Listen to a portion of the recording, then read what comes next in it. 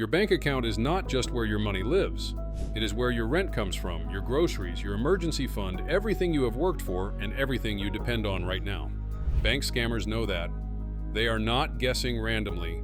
They are running targeted, sophisticated operations specifically designed to drain accounts like yours, and they are getting better at it every single year. Today we are counting down 10 bank account scams spreading right now, how each one works in detail, and exactly what you can do to make sure your name never ends up on the wrong list. Let's get into it. Number 10, the fake job offer scam. You apply for a remote job online, something legitimate looking on a real job board. The process moves fast. There is a brief chat interview, an offer letter arrives, and your new employer tells you that before your first day they will send a check to cover your home office equipment. It is a generous amount. You deposit it. Then the equipment vendor contacts you, except it is the scammer, with instructions to wire the payment directly to them. You do it because the money is sitting in your account and the whole setup looked professional. A week later, the check bounces and you owe your bank everything you forwarded. This is a variant of the classic fake check scam dressed up as employment. Legitimate employers do not send you personal checks to purchase equipment and ask you to wire the difference to a third party. Real companies purchase and ship equipment directly. Any job offer that involves you receiving money and then forwarding it somewhere is a scam, regardless of how convincing the offer letter looks.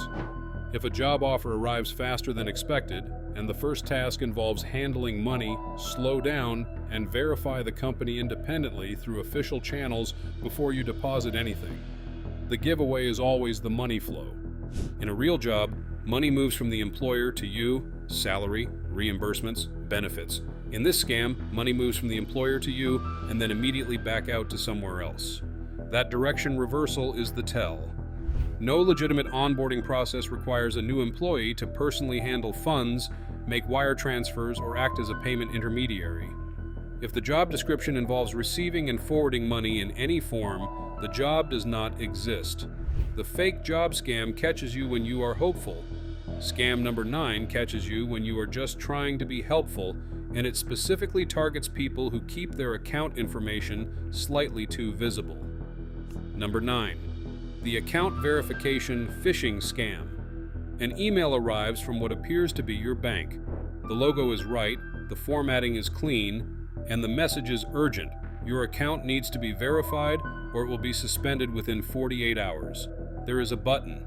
You click it.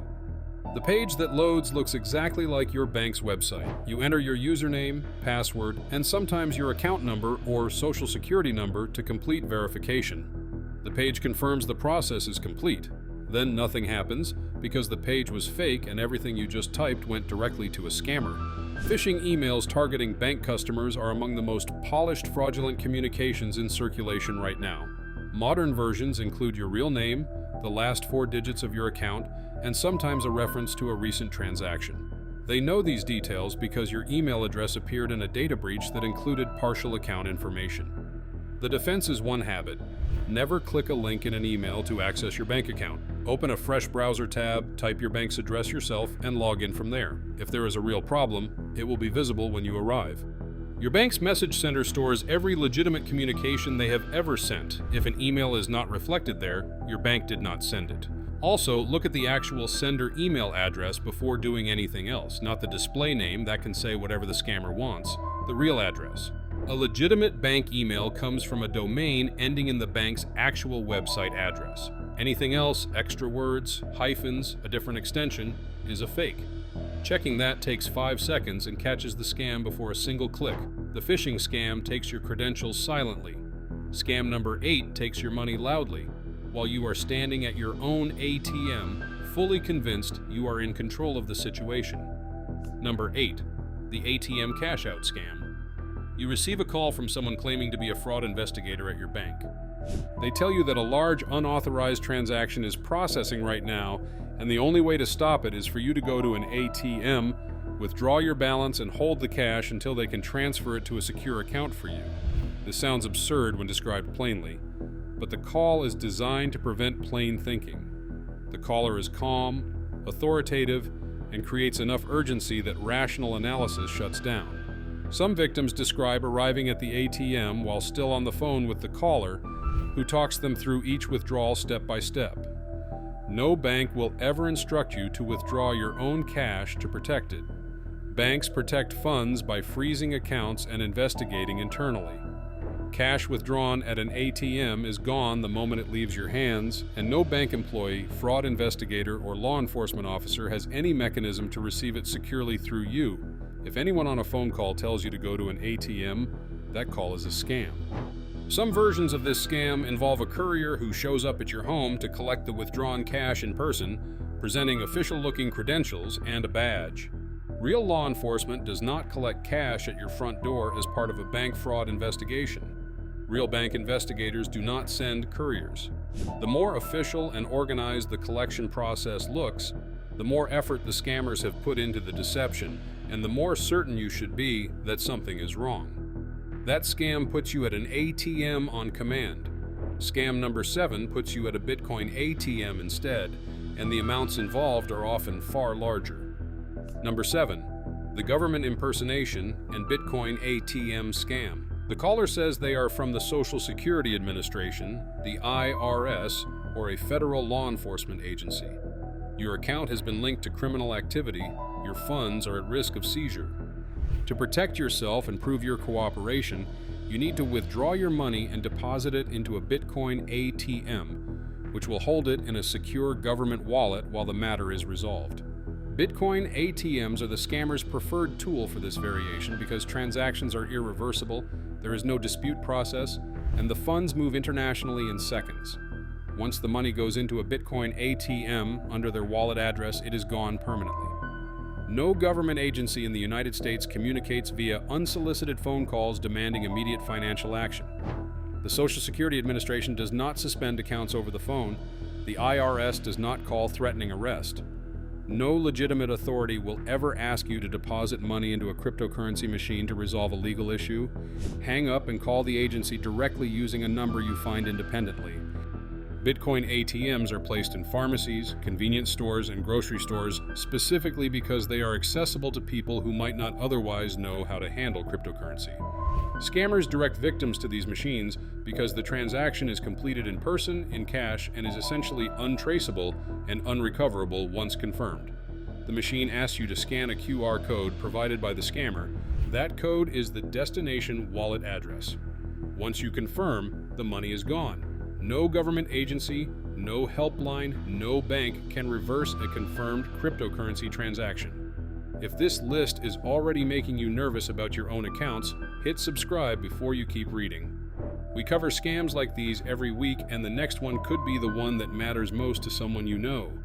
The government impersonation scam uses fear of authority.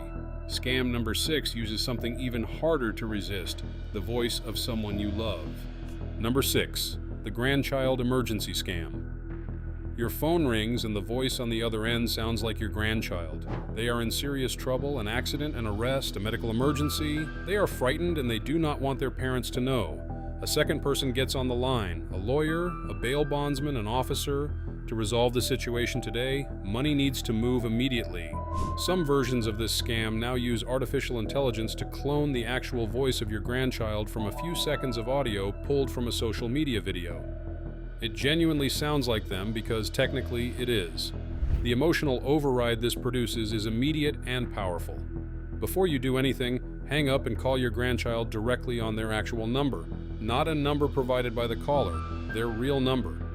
If they answer with no idea what you are talking about, you have your answer. Establishing a family code word, a specific phrase only your family knows, is one of the most effective defenses because a cloned voice cannot produce a word it was never recorded saying. Have the code word conversation with your family before something happens. The value of the code word collapses completely if it is established in response to an actual emergency call because the scammer is still on the line and will hear it. Set it up in a calm moment, make sure everyone knows it, and make a habit of using it anytime a call involves a family member in apparent distress. It takes one conversation to set up and makes this scam functionally impossible to execute against your family. The grandchild scam exploits love. Scam number 5 exploits something more mundane, the everyday experience of selling something online and receiving more than you expected.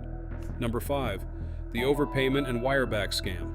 You sell something on a marketplace, a piece of furniture, a car, equipment. The buyer sends a check for more than the agreed price and explains it was a mistake or that the extra covers a shipping service. They ask you to deposit the check and wire the difference back to them right away. The check clears, meaning the funds appear available, and you send the money.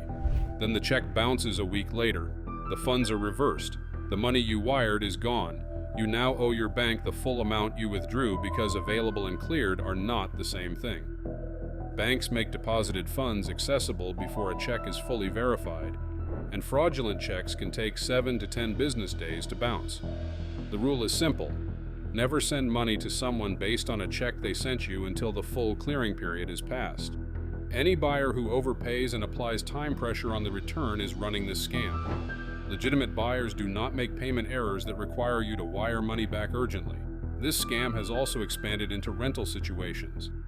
A prospective tenant sends a check for more than the deposit amount and asks the landlord to wire back the difference before move-in. Same fake check, same bounce, same loss. It targets landlords advertising on public rental platforms because their contact information and address are already publicly listed. If you receive a check for more than the agreed amount from anyone you have not met in person and verified independently, the check is almost certainly fraudulent. The overpayment scam exploits a gap in how banks process checks. Scam number 4 exploits a gap in how we process trust, specifically, the trust we extend to people we have spent weeks getting to know online. Number 4. The fake investment platform. Scam. Someone contacts you through social media or a messaging app. Over days or weeks, they build genuine rapport, friendly, attentive, never pushy. Eventually, they mention an investment platform generating strong returns and offer to show you how it works. You try it with a small amount. The balance grows. You withdraw a small sum, and it arrives in your account. You deposit more. At some point, a withdrawal is blocked. A fee is required to release the funds, taxes on gains, a processing charge, a verification payment, you pay it. Something else comes up, you pay that too. Then the contact disappears and the platform goes dark. The portfolio balance you watched grow was fabricated. The first withdrawal that worked was funded by the scammers to establish trust. Everything else you deposited is gone. This scam is formally called pig butchering. It is run by organized criminal networks and consistently produces the largest individual losses of any fraud category currently operating. The relationship is not incidental to the scam. It is the mechanism. Never invest through a platform recommended by someone you have not met in person. Before depositing anything, verify the platform's registration with the SEC or the CFTC. If it is not in a regulatory database, it does not exist. One detail that trips people up. Some victims successfully withdraw money from these platforms early in the process. This is intentional. Scammers fund the first small withdrawal themselves to prove the platform is real and eliminate the skepticism that would otherwise stop the operation. A successful withdrawal is not evidence that the platform is legitimate. It is evidence that the scammers have decided you are worth investing in before the larger extraction. The withdrawal that works is bait. The one that does not work and requires a fee to release is where the real scam begins. If you know someone who has recently been contacted online by a stranger who quickly moved the conversation toward investments, share this video with them today. This scam moves slowly on purpose, and an early warning can change the outcome entirely. The investment scam builds a relationship before it takes your money. Scam number 3 skips the relationship entirely and goes straight for your account using information about you that is already commercially available to anyone willing to buy it. Number 3, the data broker account takeover scam. Data brokers are companies that legally collect and sell personal information, your name, address history, phone numbers, family members' names, estimated income, and more. Scammers purchase this data. When a scammer calls you claiming to be from your bank, they often already know your full name, your address, and the last 4 digits of your social security number before you even answer. Armed with that information, they contact your bank's customer service posing as you, answer the security questions successfully, reset your password, and change the contact information on file to an address and number they control. New cards and statements get rerouted. You keep receiving nothing unusual while your account is quietly accessed. The defenses that matter most: set up real-time transaction and login alerts through your bank's app, place a fraud alert with the major credit bureaus, and ask your bank specifically about adding a verbal password to your account, a secondary word that must be provided before any account changes are made. Not all banks advertise this feature, but many offer it when customers ask. It adds friction that purchased data alone cannot overcome. You can also reduce your exposure in the data broker ecosystem directly. Dozens of companies sell your information, and most are legally required to honor opt-out requests. Submitting those requests individually is time-consuming but possible, and services that automate the process on your behalf have become widely available. Reducing the amount of your personal information in circulation does not make you untargetable, but it meaningfully raises the effort required to build a convincing impersonation, and scammers, like most people, prefer easy targets. A specific sign that this scam may already be in motion: you stop receiving your regular bank statements or account notifications. This can mean someone has updated your contact information and mail is now being routed elsewhere. If your expected bank communications go quiet, call your bank immediately using the number on your card and ask whether any contact information on your account has been changed recently. Catching a reroute early before the account is fully accessed is one of the few points in this scam where fast action can still limit the damage. The data broker scam works because your information is already out there before anything happens. Scam number 2 manufactures the threat from scratch, but the manufactured version is so convincing that even financially sophisticated people have been completely taken in. Number 2. The Zelle verification code scam. A text arrives that looks like a fraud alert from your bank. An unauthorized Zelle payment was just sent from your account. Did you authorize a transfer to an unfamiliar name? You reply, no. Minutes later, a fraud specialist from your bank calls to help you reverse it. They know your name, your account type, and the last 4 of your account number. To confirm your identity and initiate the reversal, they need you to read back the verification code that just arrived on your phone. You do it. The specialist thanks you and hangs up. What just happened? The text was fake, the call was fake, and the code was your bank's real 2-factor authentication prompt sent because the scammer was actively trying to log into your account from an unknown device at that exact moment. You just handed them the key. Within minutes, a real Zelle transfer leaves your account. Your bank will never ask you to read back a code they just sent. That code is designed to verify you are the person attempting to log in. Sharing it with anyone defeats the entire system. If any caller requests a code that just arrived on your phone, hang up immediately. The code request is the tell, regardless of everything that came before it. Zelle is specifically targeted in this scam because transfers are instant and final. Once the money moves, there is no recall mechanism. Your bank may investigate and in some cases will reimburse losses, but the process is slow and the outcome is not guaranteed. Consumer protection laws around bank-initiated fraud are stronger than those covering transactions the account holder technically authorized, even under false pretenses, which is exactly why scammers work so hard to get your cooperation before initiating the transfer. A useful step, regardless of whether you have experienced this scam. Log into your bank account right now and review your Zelle settings.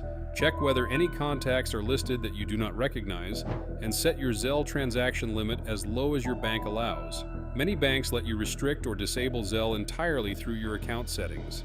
If you rarely use Zelle or do not use it at all, disabling it removes the attack surface completely. A feature you cannot use cannot be exploited against you. The Zelle scam uses your own security code against you in real time. The number 1 scam on this list uses something even harder to defend against.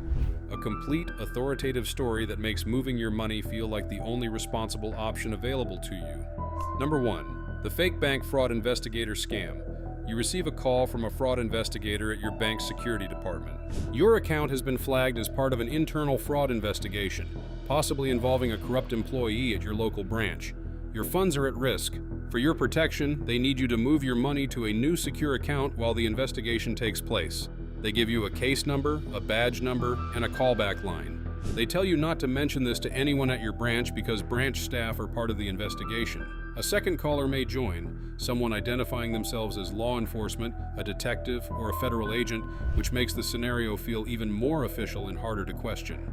The scam is engineered to make every protective instinct work against you. Wanting to verify the call means the corrupt employee has more time to act. Wanting to think it over means the window to recover your funds closes. Every second of skepticism is framed as a second your money is in greater danger. This is called manufactured urgency, and it is the clearest signal that something is wrong. Legitimate institutions do not operate under conditions where your doubt endangers the outcome. Victims of this scam tend to lose the most money of any fraud category because the scenario is specifically designed to justify moving everything at once. Retirement savings, home equity, emergency funds, all of it in a single transaction, because the urgency constructed around the call makes a partial response feel insufficient. The rule that dismantles this scam entirely: no bank will ever ask you to move your money to protect it. Banks protect funds by freezing accounts and investigating internally. That instruction, move your money to keep it safe, does not exist in legitimate banking.